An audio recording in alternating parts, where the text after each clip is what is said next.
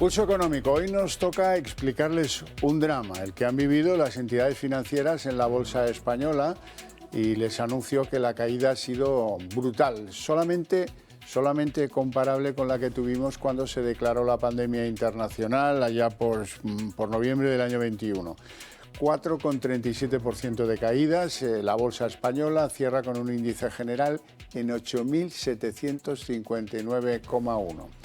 Apenas hay un valor que hoy haya superado esto con cierta tranquilidad: Iberdrola. Iberdrola crece hoy 0,14. El resto todo está en rojo. El segundo valor que mejor ha salido de la sesión es Robi, a pesar de perder 0,35. Logista, el tercer valor de las alzas, solo pierde 1,17. Y ahí imagínense ustedes.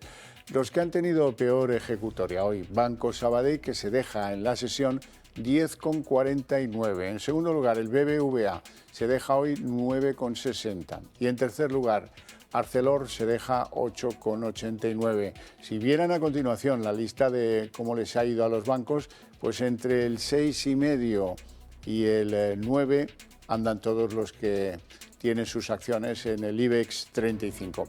Bueno, y a continuación les vamos a adelantar los temas más importantes que vamos a ver en la mesa de análisis económico, la que convocamos cada tarde con los mejores expertos para que ustedes no se pierdan detalle.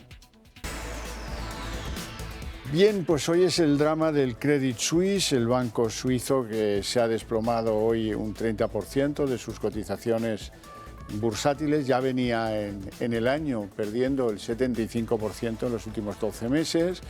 Tenía un puntal, que era el Banco Nacional Saudí, que iba pues echando remiendos a la crisis que lleva viviendo el Credit Suisse, que se remonta al año 22, cuando afloraron 7.400 millones de pérdidas.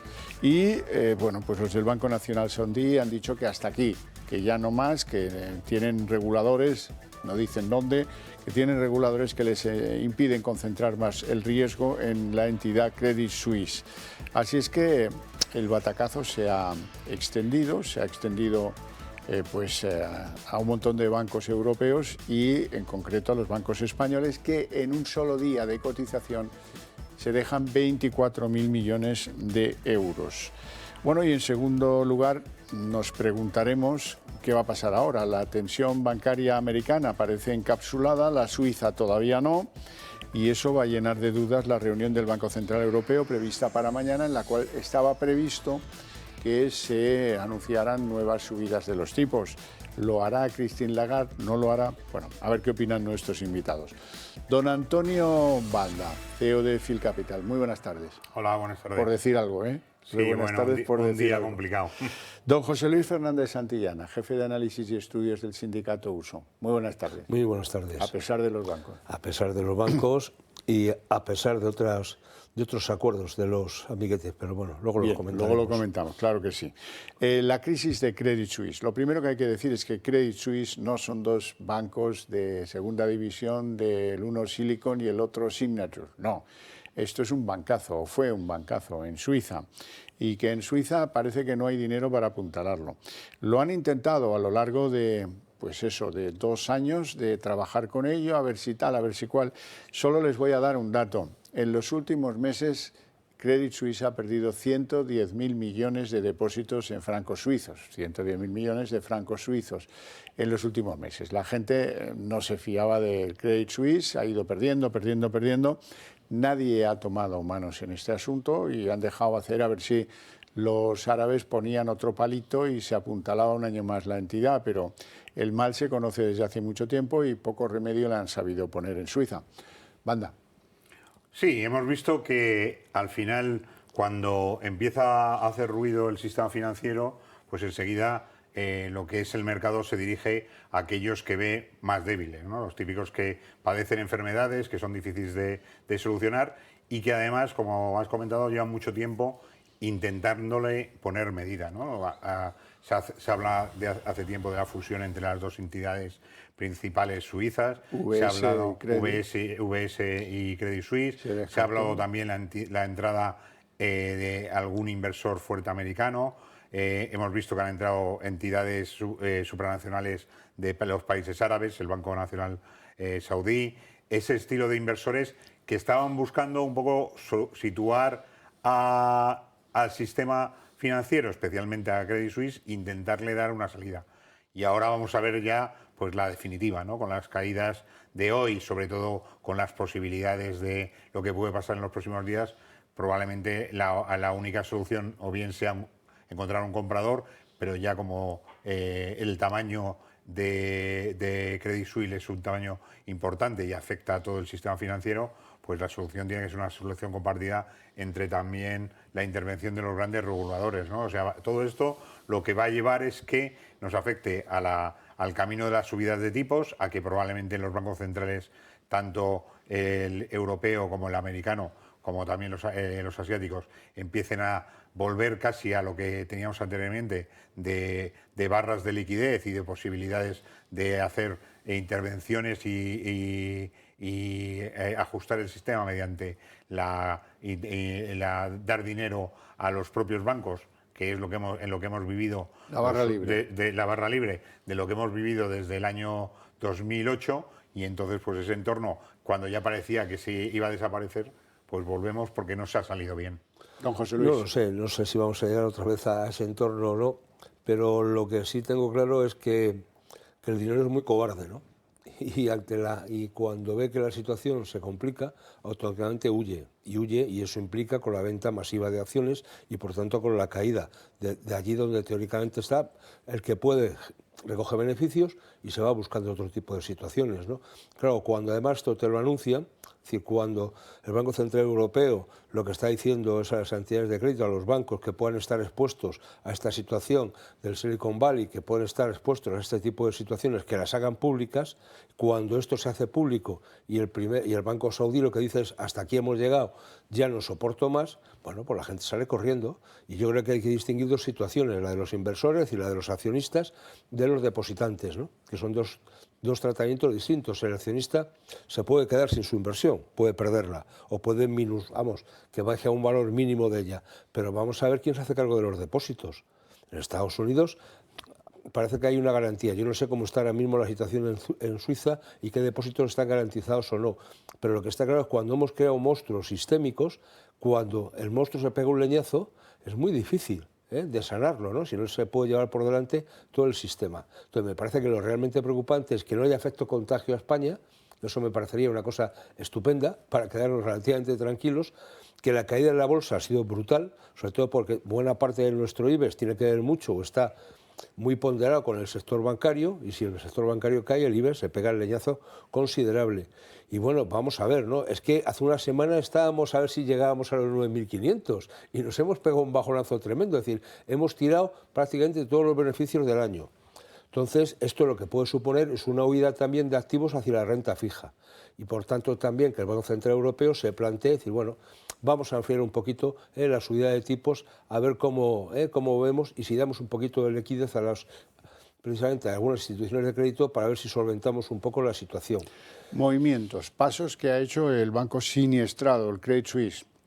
Tiene muy difícil remontar, pide ayuda al gobierno suizo, el gobierno suizo no tiene ni presupuesto para apuntalar esto por el tamaño del banco, y el Banco Central Europeo lo que ha dicho es que ha llamado a los grandes bancos de Europa y les ha dicho: quiero que me aclaréis qué tenéis que tenga que ver con el Credit Suisse, no fuera caso que me ocultarais algo y luego acabara estallando. Eso señala en dos direcciones, Francia e Italia. En Francia, Société Générale ha sido suspendida, ha sido el banco que perdía más en el momento en que han decidido paralizar su cotización. En Italia han sido dos entidades, Unicredit y Monte dei Paschi, la antigua Caja de Ahorros Monte dei Paschi de Lombardía. Bueno, estos dos puede que tengan alguna cosa con Credit Suisse, puede que no, estos tres. Los bancos españoles en principio dicen que no tienen nada que ver con Credit Suisse, ya veremos también, pero bueno, han sufrido que el pánico se haya apoderado en esta sesión de bolsa de nuestros principales valores, decía José Luis, que son el puntal del IBEX, claro, pues donde hay más afectaciones. Eso es lo que explica que el índice IBEX 35 hoy baje ligeramente más que los otros índices europeos, poquito más. En cualquier caso, La banca española se deja en esta sesión 24.000 millones y eso es una inmensidad. Bueno, sí, la realidad es que el IBEX, comparado con el resto de los índices europeos, es el que más exposición tiene a finanzas y sobre todo también tiene una exposición a una estructura regulatoria que los propios bancos españoles han estado muy vigilados, ¿no? O sea, hemos oído hablar que los hombres de negro vinieron, que han revisado, que ahora desde el Banco Central Europeo les ha exigido No sé cuántas basileas llevamos ya. Eso es. Todo en tema regulatorio parece que estaba más cubierto. ¿Qué ocurre? Que ahora viene la realidad del mercado y empieza a penalizar a aquellos que, aunque no han declarado una exposición, sí que pueden estar más penalizados ante una salida masiva de depósitos y ante una situación que se vuelva en contra, sobre todo por la perspectiva de que si los tipos de interés empiezan a bajar en vez de a subir, el sector financiero también es el más afectado. O sea, aquí tienes dos elementos. Primero, un elemento que es de preocupación ante una situación determinada de una serie de activos que tienen complicaciones en sus balances, y luego la segunda, que es la valoración de qué ocurre con el negocio futuro de las entidades financieras.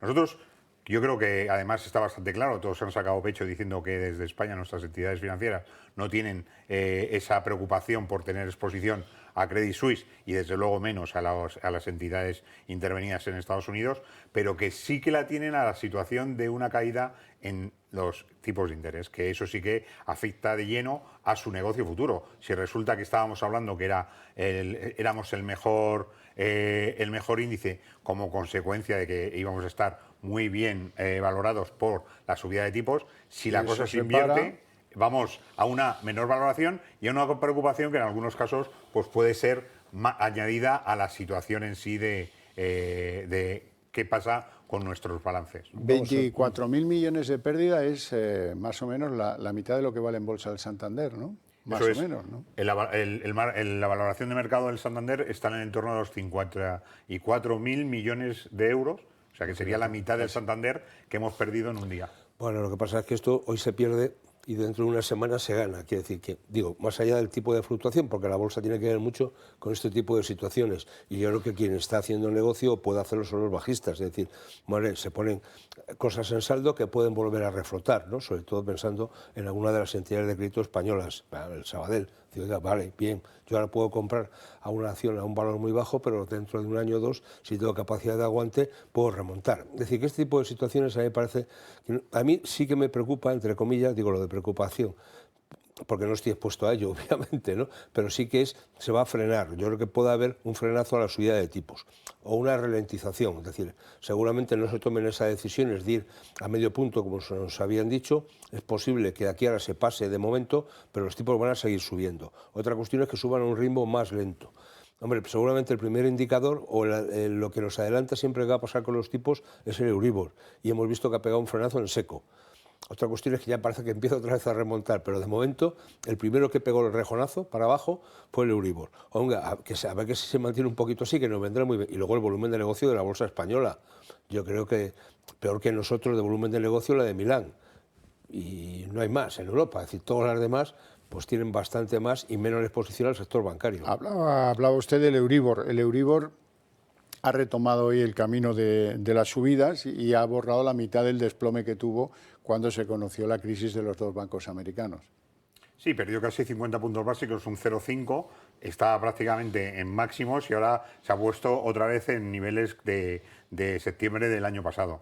¿Qué ocurre? Que efectivamente, ante circunstancias como esta, lo primero que vemos es que los tipos de interés reaccionan a la baja, ¿no? Y entonces la valoración de la renta fija está vinculada a los tipos de interés directo y ante caídas de los tipos de interés se dispara, ¿no? O sea que teniendo una caída en bolsa, si tienes una caída en los tipos de interés, lo que tienes es un rally en el precio de los activos de renta fija.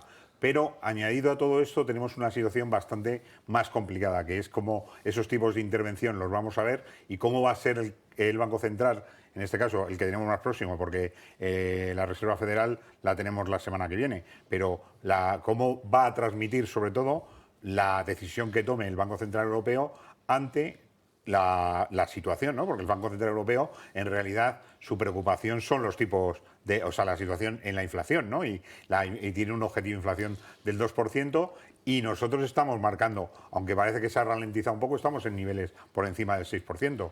Eso, si solamente se fijan en eso, lo que van a hacer es subir los tipos. Claro, Ahora, si claro. hay otro elemento que complica la situación, que es un elemento sistemático en el sector financiero, pues puede darnos sorpresa, pero tendrán que explicarlo, desde luego. Sí. Bueno, algún dato técnico sí tenemos hoy, porque la inflación de Francia, que es un país central para la toma de decisiones del Banco Central Europeo, ha salido pues 3 décimas por encima de lo esperado, 6,3% de inflación en el segundo mes del año. Y ese no es un buen dato. Eso debiera casi empujar a Christine Lagarde a tomar decisiones de subir algo. Quizás no el 0,50, pero algo sí mañana. Pero vamos, yo creo que la idea de Christine Lagarde, lo que dijo, que tomarían todas las medidas, será ir al 0,5, ¿no? De subida a esos 50 puntos básicos. Puede que se enfríe con esta situación que estamos viviendo y que a lo mejor se queden en un cuartillo o simplemente demoren a la próxima reunión la subida de tipos. Pero lo que está claro es que este año vamos a acabar con una subida de tipos en torno que nos va a llevar al 4,5-5%. Que no se nos olvide que eso va a ser así. Y los Estados Unidos van a llegar antes que nosotros a esa cifra, porque es lo que hay. Es que la inflación no está siendo controlada en Europa, por mucho que nos cuenten, ¿no? Hombre, llevamos en España 2 meses donde, hombre, con un índice relativamente más bajo, pero subiendo, Y oiga, no se nos olvide que la inflación es algo que se acumula. Es decir, que a la de este año yo tengo que sumar la del año pasado. Y si yo hago la suma de los 2 febreros últimos, de los 2 últimos años, me voy por encima del 13, Oiga, ¿y los salarios? ¿La capacidad de compra de los hogares cuánto ha subido? ¿Qué estamos? En una situación que vamos de colapso. Y por tanto, eso me parece que es lo realmente preocupante. Es decir, cómo de alguna manera este tipo de actuaciones o empezamos a limitar el que haya por ahí esa barra libre sin ningún tipo de control, o los precios van a seguir subiendo. Y si los salarios o los mecanismos que la gente más necesitada en el sentido de necesitar las cosas más básicas. Es que yo el otro día veía los datos de la cesta de la compra. Es que el aceite, 36%, los huevos, la leche, 25%. Pero ¿quién ha soportado un incremento para poder pagar eso? ¿Cuánto tiempo puedes estar sin comerte una tortilla? Pues no hablan de un huevo frito, que es una cosa exquisita. Bueno, bien, ¿no? O sea, esta es la comida saludable. Banda, de modo que Christine Lagarde, el Banco Central Europeo, tiene mañana los deberes hechos. La inflación le empuja a seguir con el plan previsto. Otra cosa es hacer política. Sí, yo creo que dicen que los banqueros centrales nunca duermen, ¿no? Y eso probablemente les esté pasando ahora. O sea, tienen que tomar una decisión que puede ir en los dos sentidos y que muchas veces tiene que estar confirmada por qué o la causa por la que han tomado la decisión. La realidad es que los bancos que pertenecen al Banco Central Europeo, pues a pesar de lo que hemos hablado de que han parado en Italia y en Francia, parece que más o menos los tienen controlados, ¿no? O sea que es difícil que vayan a estar afectados por una situación grave. Sin embargo, sí que tiene que transmitir al mercado lo mismo que han hecho los americanos, ¿no? Que salió Biden por encima del presidente de la Reserva Federal diciendo que ellos están dispuestos a apoyar todo. O sea que si viésemos que esto va más, probablemente la decisión no solamente sería del Banco Central Europeo, sino que sería una decisión conjunta de los estados que componen la Unión Europea. Claro, es que aquí lo que pasa es que... Viendo si esto se sigue por el lado malo, ¿no? Que también habrá que ver, porque la evolución pues suele ser en muchas horas. De hecho, fíjate cómo hablábamos ayer de que las cosas ya estaban, cuando el día anterior parecía que estábamos, ¿no? O sea que esto es una montaña rusa. Parece razonable, ¿no? Eso, que en el ámbito de Europa salga a decir algo, ¿no? Es decir, el comisario correspondiente de turno, el presidente de la Comisión Europea, a decir alguna cosa más allá de lo que sea el Banco Central Europeo, ¿no? Porque hay una cuestión, de alguna manera, de estabilidad monetaria en el conjunto de la Unión, que me parece que eso es básico. Que eso, de acuerdo que formalmente le compete al Banco Central Europeo, sí, pero oiga, la Comisión Europea está para algo también, y para decir y para dirigir y tomar medidas. Hay que recordar... Hombre, nosotros recordamos siempre nuestro rescate, fundamentalmente no tanto a los bancos, sino a esa parte del sistema financiero que fueron las cajas de ahorros, que después se transformaron en bancos. Pero oiga, es que a los holandeses también, se les ayudó. Es que no hablemos de las cajas de ahorros alemanas, es que buena parte se inyectó bastante dinero en sanear, ¿no? O Irlanda. O Irlanda, ¿no? Y a partir de aquí, es decir, ¿se puede volver a hacer algo? ¿Para qué? Yo insisto, a mí lo que me preocupa es que estamos creando monstruos sistémicos y por tanto después salvarlos en caso de una debacle es muy complicado y muy costoso. A lo mejor hay que replantearse el tema, diga, vamos a entidades más manejables, ¿no? Es decir, esto es entre el macrohospital y un centro de salud bien apañado, ¿no? Pues oiga, a lo mejor hay que quedarse con bancos bien apañados que no sean tan grandes, tan grandes, tan grandes, más allá de la internalización, del sistema, mundo globalizado, que eso no lo vamos a cuestionar. Bueno, vamos con algún nombre propio, a ver si cambiamos el tercio y hablamos de alguna cosa positiva.